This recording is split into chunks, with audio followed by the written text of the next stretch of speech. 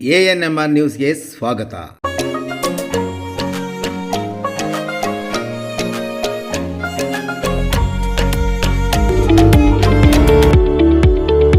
DE Preethi CBSE school Thimmasandra Chintamani. ನಮ್ಮ ಶಾಲೆಯಲ್ಲಿ 2024-25ನೇ ಸಾಲಿನ pre school, LKG, UKG, grade 1 to grade 10 CBSE ಪಠ್ಯಕ್ರಮದ ದಾಖಲಾತಿ ಪ್ರಾರಂಭವಾಗಿದೆ.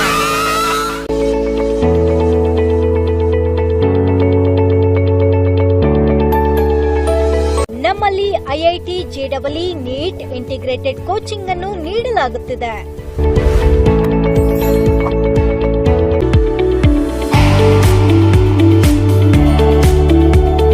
ನಮ್ಮಲ್ಲಿ ಯೋಗ, ಕರಾಟೆ, ಡ್ಯಾನ್ಸ್ ಮುಂತಾದ ಕೋ-ಕರಿಕ್ಯುಲರ್, ಎಕ್ಸ್ಟ್ರಾ ಕರಿಕ್ಯುಲರ್ ಆಕ್ಟಿವಿಟೀಸ್ ತರಬೇತಿಯನ್ನು ನೀಡಲಾಗುತ್ತಿದೆ.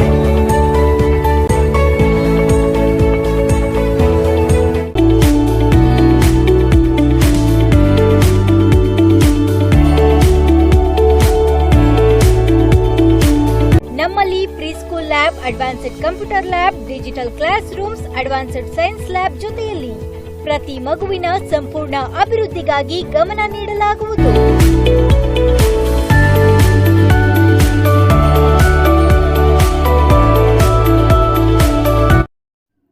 ಗುಂಪು ಕಾರಿಕೆಯಿಂದ ಕಾಂಗ್ರೆಸ್ ಪಕ್ಷದಿಂದ ದೂರವಿದ್ದ ಮಾಡಕೆರೆ ಗ್ರಾಮಸ್ಥರು ಸಚಿವ ಡಾಕ್ಟರ್ MC ಸುಧಾಕರ್ ಸಮ್ಮುಖದಲ್ಲಿ ಒಂದಾದರು. ಚಿಂತಾಮಣಿ ತಾಲೂಕಿನ ಕಸಬಾ ಹೋಬಳಿಯ ಮಾಡಕೆರೆ ಗ್ರಾಮದಲ್ಲಿನ ಗುಂಪು ಕಾರಿಕೆಯಿಂದ ಕಾಂಗ್ರೆಸ್ ಪಕ್ಷದಿಂದ ದೂರವಿದ್ದ ಕಾಂಗ್ರೆಸ್ ಪಕ್ಷದ ಗ್ರಾಮದ ಹಲವಾರು ಮಂದಿ ಮುಖಂಡರು ಇಂದು ಉನ್ನತ ಶಿಕ್ಷಣ ಸಚಿವ ಡಾಕ್ಟರ್ MC ಸುಧಾಕರ್ ಅವರ ಸಮ್ಮುಖದಲ್ಲಿ ಒಂದಾಗುವ ಮೂಲಕ ಗ್ರಾಮದಲ್ಲಿ ಕಾಂಗ್ರೆಸ್ ಪಕ್ಷ ಮತ್ತಷ್ಟು ಬಲಿಷ್ಠ ಮಾಡಲು ಮುಂದಾಗಿದ್ದಾರೆ.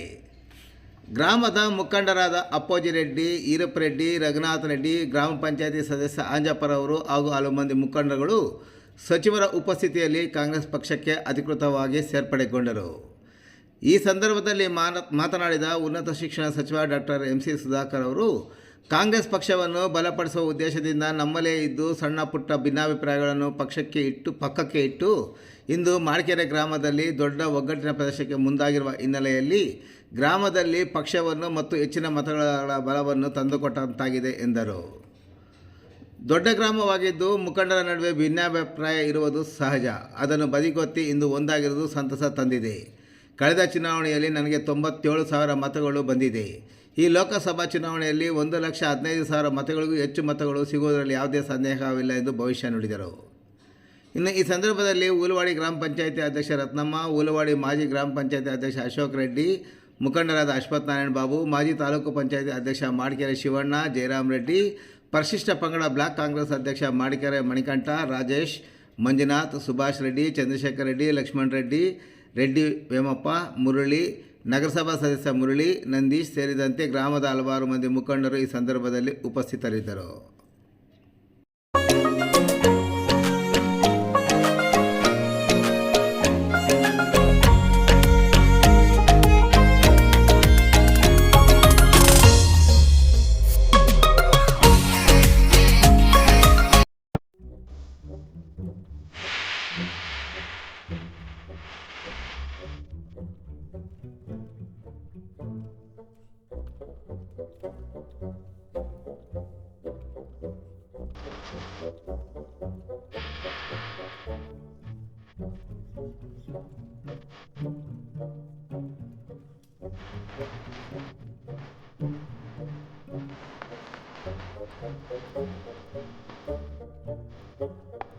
ಸರಿ, ಇಬ್ರು ಒಂದೇ ಅಲ್ವಾ? ಮಾತಾಡಿದ್ದೀನಿ, ನೀವು ಕಾಂಗ್ರೆಸ್ ನಾವು ಕಾಂಗ್ರೆಸ್ ಮಾತಾಡಿದ್ದೀನಿ ಸರ್. ಅದರಲ್ಲಿ ಕಾರಣದಿಂದ ದೂರ ಇದ್ವಾ?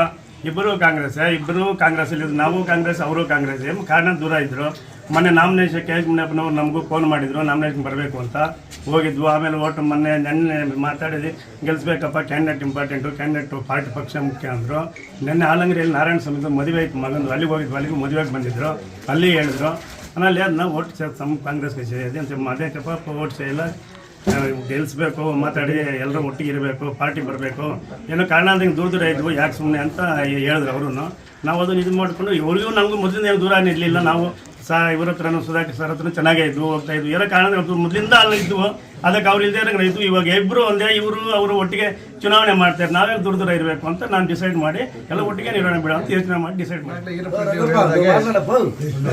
ಹೇಳಿದಾಗೆ ಸಣ್ಣ ಪುಟ್ಟ ವ್ಯತ್ಯಾಸಗಳಿತ್ತು, ಭಿನ್ನಾಭಿಪ್ರಾಯಗಳಿತ್ತು.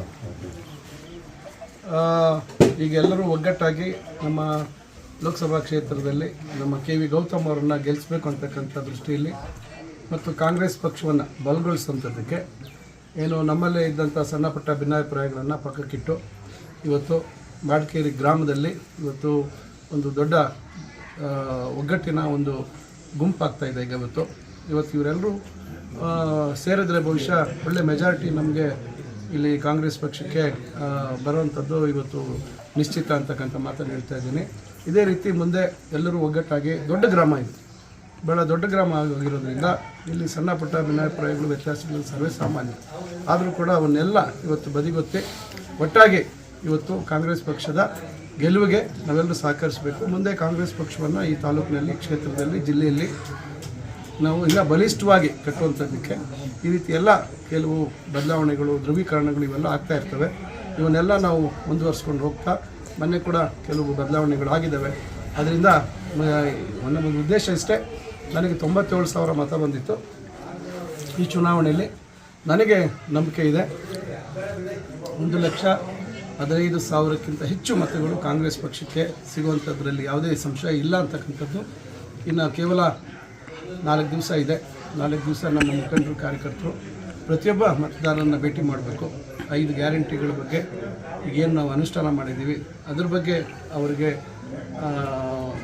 ವಿಚಾರವನ್ನು ಮುಟ್ತಕ್ಕಂಥದ್ದು, ನಾವೇನು ಮಾತು ಕೊಟ್ಟಿದ್ವಿ, ನಡ್ಕೊಂಡಿದ್ದೀವಿ ಅಂತಕ್ಕಂಥದ್ದು ಜೊತೆಗೆ ಅದೇ ರೀತಿ ಇವತ್ತು ಅಖಿಲ ಭಾರತ ಕಾಂಗ್ರೆಸ್ ಪಕ್ಷ ಇವತ್ತು ಏನು ಪ್ರಣಾಳಿಕೆಯನ್ನು ಘೋಷಣೆ ಮಾಡಿದೆ, ರೈತರಿಗೆ, ಯುವಕರಿಗೆ, ಮಹಿಳೆಯರಿಗೆ, ಸಮಾಜಕ್ಕೆ ಒಂದು ಒಳ್ಳೆಯ ಸಂದೇಶವನ್ನು ಸಾರ್ತಕ್ಕಂಥದ್ದು ಮತ್ತು 10 ವರ್ಷಗಳ BJPಯ ದುರಾಡಳಿತ, ಹಣದುಬ್ಬರ ಮತ್ತು ಏನು ವಚನ ಭ್ರಷ್ಟತೆ ಇದೆ, ಏನು ಭರವಸೆಗಳನ್ನು ನೀಡಿದ್ರು ಅದು ಯಾವನ್ನ ಈಡೇರಿಸದೇ ಇರತಕ್ಕಂಥದ್ದನ್ನು ಮತದಾರರಿಗೆ ಮನವರಿಕೆ ಮಾಡಿ ಕಾಂಗ್ರೆಸ್ ಪಕ್ಷದ AICCಯಿಂದ ಹೊರಡಿಸಿರ್ತಕ್ಕಂಥ ಪ್ರಣಾಳಿಕೆಯ ಗ್ಯಾರಂಟಿಗಳ ಬಗ್ಗೆ ಅವರ ವಿಶ್ವಾಸವನ್ನು ಪಡೆದು ಕಾಂಗ್ರೆಸ್ ಪಕ್ಷ ಇವತ್ತು ದೆಹಲಿಯಿಂದ ಇವತ್ತು ಮತ್ತೆ ಅಲ್ಲಿ ಆಡಳಿತ ಮಾಡ್ತಕ್ಕಂಥದ್ದಕ್ಕೆ ಅವಕಾಶ ಆಗ್ತಕ್ಕಂಥ ನಿಟ್ಟಿನಲ್ಲಿ ನಾವು ಒಂದು ಬದಲಾವಣೆ ಆಗಬೇಕು ಈ ದೇಶದಲ್ಲಿ.